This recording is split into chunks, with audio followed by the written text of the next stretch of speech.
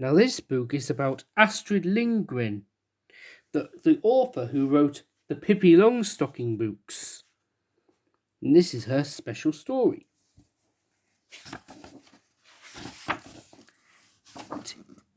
Little Astrid lived with her parents and siblings on an old farm near Vimmerby, a small town in Sweden. Her childhood was very happy, so happy that she never wanted to grow up.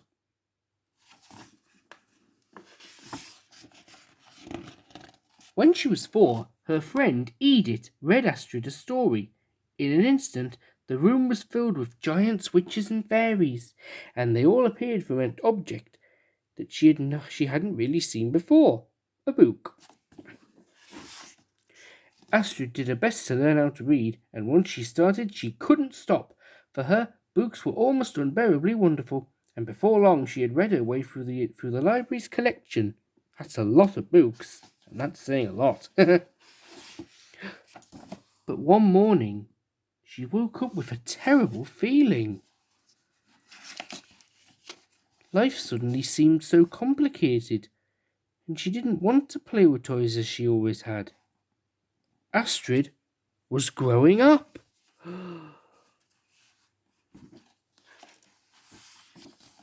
But being a young adult meant that she could be a rebel. Astrid was the first girl in town to cut her hair short, and then she landed her first job as a newspaper. And aged 19, she became a single mum when her son Lars was born.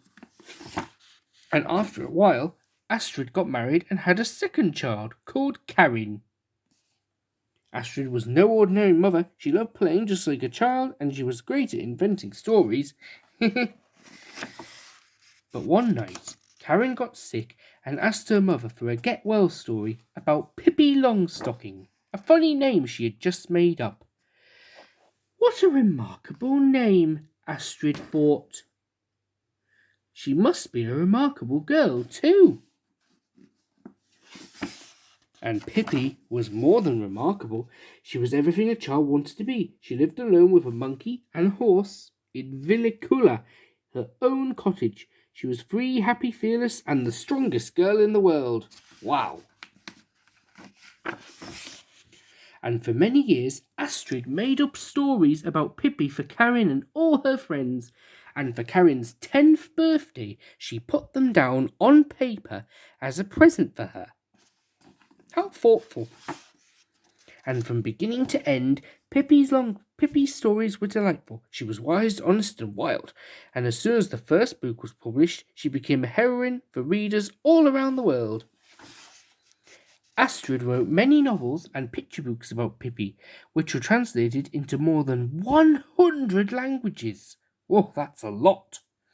And when Pippi made it to the TV screens, Astrid worked on the screenplays, which became an important part of her work.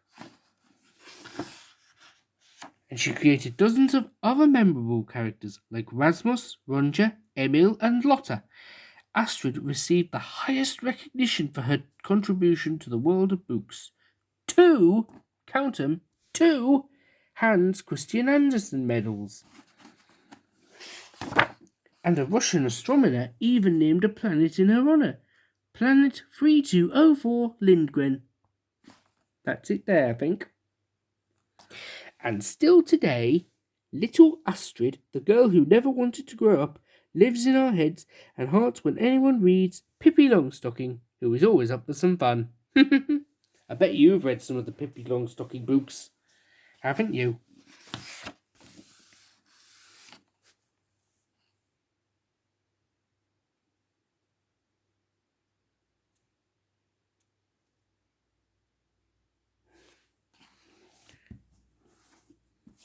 Weren't these?